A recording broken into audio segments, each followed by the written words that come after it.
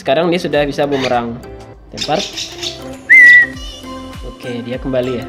Kasih makan, lempar lagi. Nah, itu ada si Wawa. Tangannya mana? Tuh.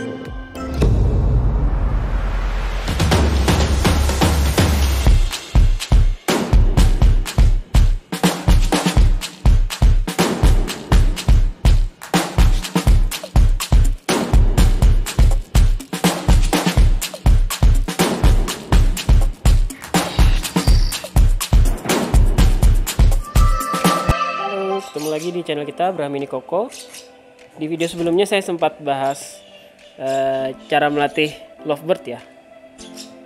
Ini salah satunya yang warna biru ini. Ini saya kasih nama Ipin. Yang satu ini yang udah mulai terbang-terbang ini si Upin nih. Nah, di video sebelumnya itu kan yang biru ini bulunya masih banyak yang kurang ya, masih banyak yang belum tumbuh gitu. Nah, ini udah lumayan mulai merapat bulunya, cuman ya masih ada di beberapa bagian yang belum tumbuh, dan ini masih belum tumbuh sempurna lah ya. Buntutnya juga ekornya juga masih pendek, beda sama yang satu ini yang memang usianya lebih tua gitu ya.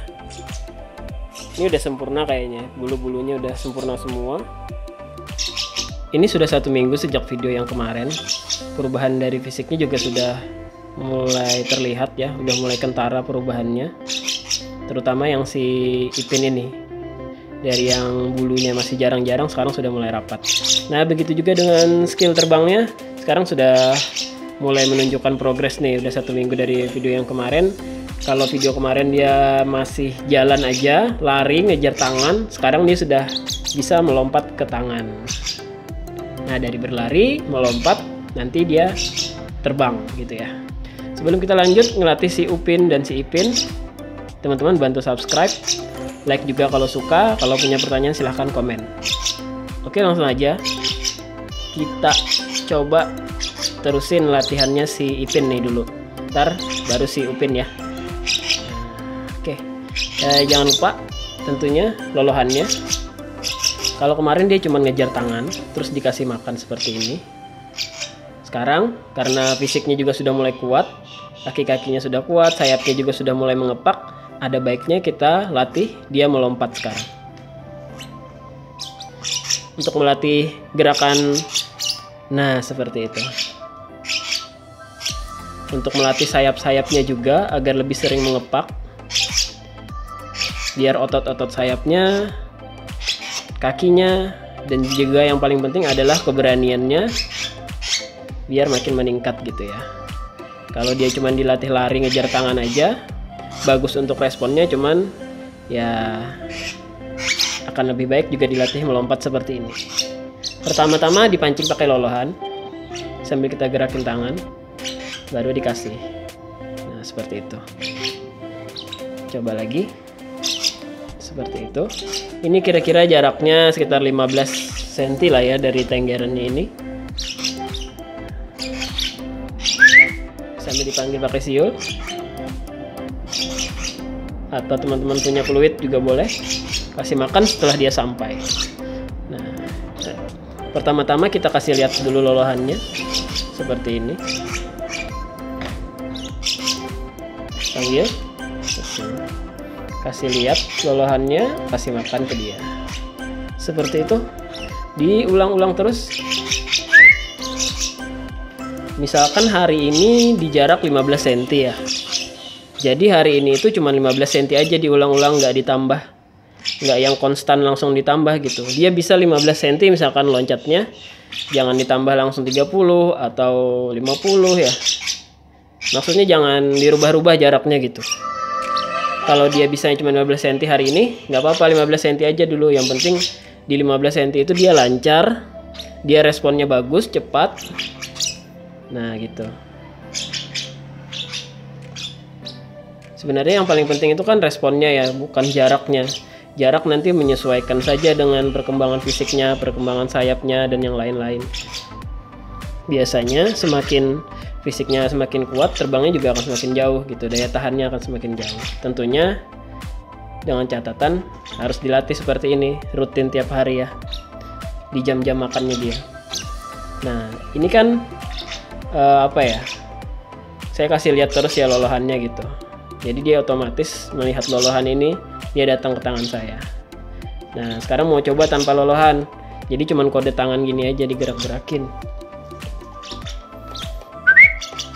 Lolohannya saya simpan, dia datang gitu ya, karena dia udah paham, baru saya kasih.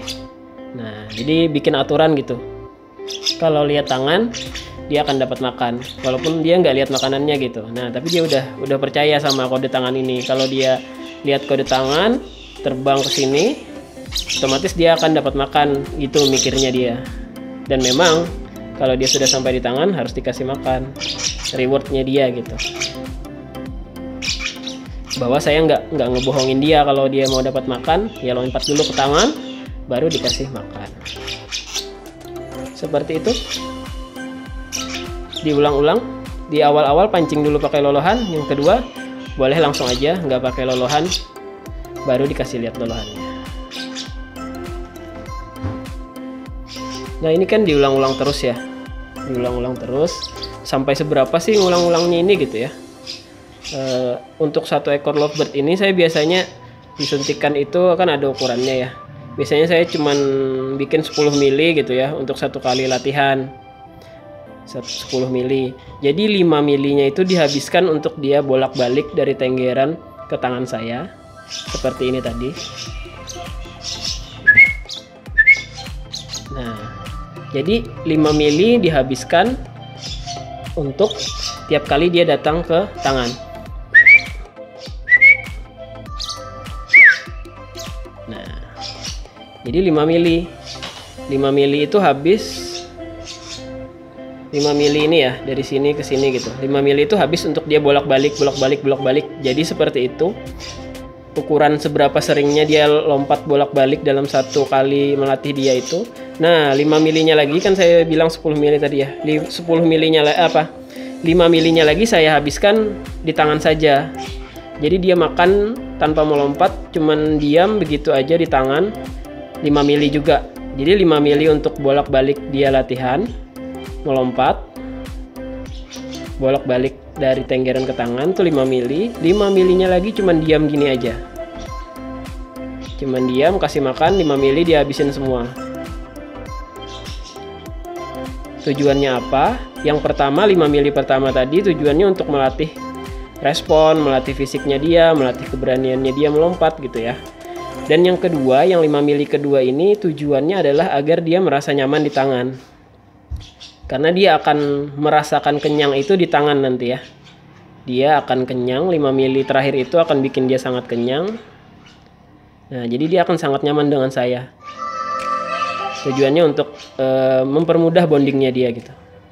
Kalau di BOP itu ini proses manning gitu. Jadi manningnya itu sambil memberi dia makan. Jadi dia akan sangat terbiasa, akan sangat kenyang, akan sangat senang gitu ya berada di tangan saya ini. Jadi begitu melihat tangan saya, besok-besok dia akan langsung terbang. Nah, begitu. Bonding burung terhadap kode tangan ini harus diperkuat. Salah satunya caranya dengan membuat dia kenyang di atas tangan kita gitu. Hasilnya nanti jadi seperti ini. Begitu dia lihat tangan, tanpa lihat lolohan pun dia akan terbang.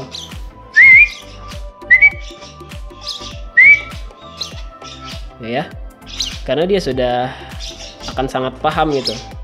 Dia sudah sangat paham kalau dia ke tangan, dia biasanya dapat makan. Paham dari latihannya dia yang bolak-balik 5 mili tadi. Terus makin paham lagi ditambah dengan 5 mili lagi dia ngabisin di atas tangan seperti ini. Yang kedua kita ngelatih si Upin. Seperti teman-teman lihat, ini fisiknya, bulu-bulunya sudah sangat sempurna ya. Ini juga udah gesit banget gerakannya. Oke. Beda dengan si Ipin tadi, yang ini udah terbang jauh, udah bisa bumerang juga. Jadi 1 minggu kemarin dia masih lompat ya, sama seperti si Ipin tadi, pada jarak-jarak tertentu aja lompat. Nah dalam 1 minggu ini dilatih rutin, tiap pagi Kalau saya sempat juga tiap sore, jadi bisa 2 kali dalam 1 hari pakai lolohan yang tadi. Nah, ini hasilnya. Oke. Jadi kalau terus-terusan dilatih seperti si Ipin tadi, hasilnya seperti ini. Nah, kita gerakin aja, dia udah datang sendiri. Saya nggak punya lolohan di tangan satunya. Dia udah sangat bonding. Responnya juga sudah lumayan. Tuh ya. Dia nggak usah, pokoknya ngelihat tangan aja. Lihat tangan. Kalau lihat tangan belum datang, tinggal panggil pakai siul. Dia nyari-nyari makanannya dia.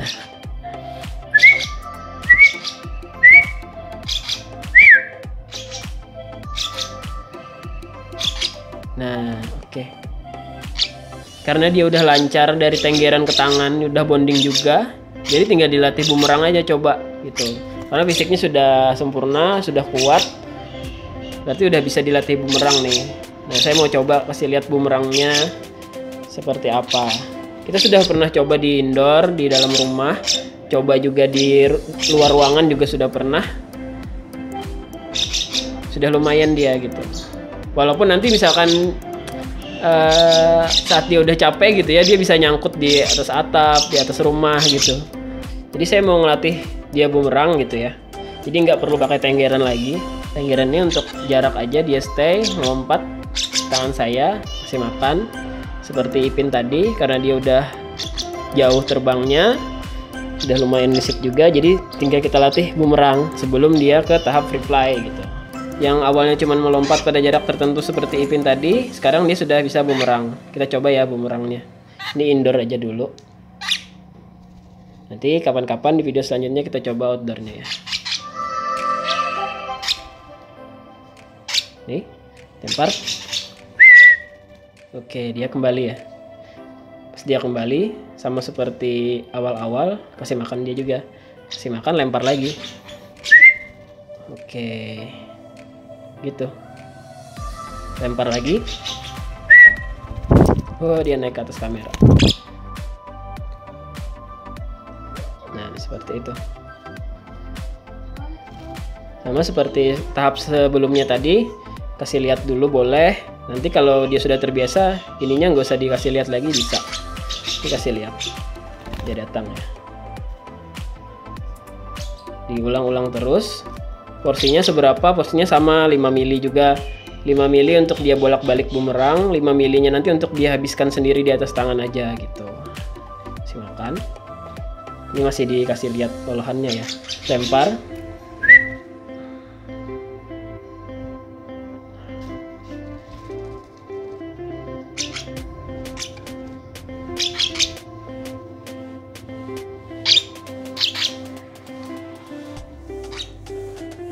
Lempar lagi. Ya, dia datang terus ya. Nah, kenapa harus dikasih lihat lolohan? Untuk memancing dia dulu. Terus juga harus langsung dikasih makan untuk apa ya? Meningkatkan kepercayaannya dia gitu kepada kita, bahwa kita tuh nggak ingkar janji kalau misalkan dia mampir ke tangan tuh dapat makan gitu. Jadi jangan dibohong-bohongi ya. Nah, kalau dia sudah percaya sama kita, lolohannya bisa kita simpan.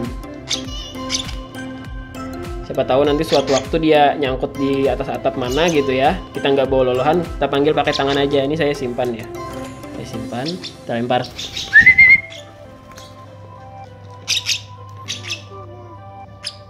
Ini saya lempar ya, lolohannya kita simpan, kita lempar dia. Dia tetap datang walaupun nggak pakai lolohan, karena dia sudah percaya gitu bahwa kalau dia ke tangan, mampir ke tangan saya, dia akan dapat makan. Nah, setelah itu baru dikasih makan.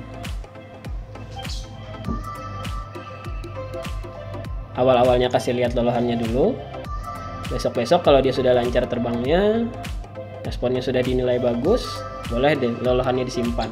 Nih ya, simpan dulu. Lempar. Pas dia terbang itu sambil kita panggil pakai siul gitu, biar dia berputar karena merespon suara tadi. Nah, baru kita kasih makan. Melatihnya tentu saja di jam-jam makannya dia ya. Itu untuk mempercepat responnya kalau dipanggil. mirip-mirip ya dengan BOP gitu. Nah itu ada si Wawa, biar Wawa panggil dia ya. Wawa pegang ini A. Mundur. Ya. Ayo Pin. Tangannya mana? Tuh. Seperti itu. Jadi asik nih lovebird ini buat main sama anak-anak ya. Burungnya nggak terlalu besar, lincah juga, terbangnya cepat. Lihat tangannya dia. Oh, tuh dia langsung datang. Udah pintar bumerang nih 1 minggu dari video yang kemarin. Nah, jadi seperti itu ya latihannya Upin dan Ipin di minggu kedua. Alhamdulillah Alhamdulillah progresnya udah sangat terlihat. Dari yang cuman bisa lompat si Upin, sekarang sudah bisa terbang, sudah bisa bumerang juga. Mungkin 1 atau 2 minggu ke depan sudah bisa free fly nih. Nah, begitu juga dengan si biru si Ipin ini yang awalnya cuman bisa lari ngejar tangan, sekarang dia sudah bisa melompat seperti tadi. Oke, sampai jumpa di video kita selanjutnya. Di video hewan-hewan menakjubkan lainnya. Salam dari Upin dan Ipin, Brahmini Koko, luar biasa.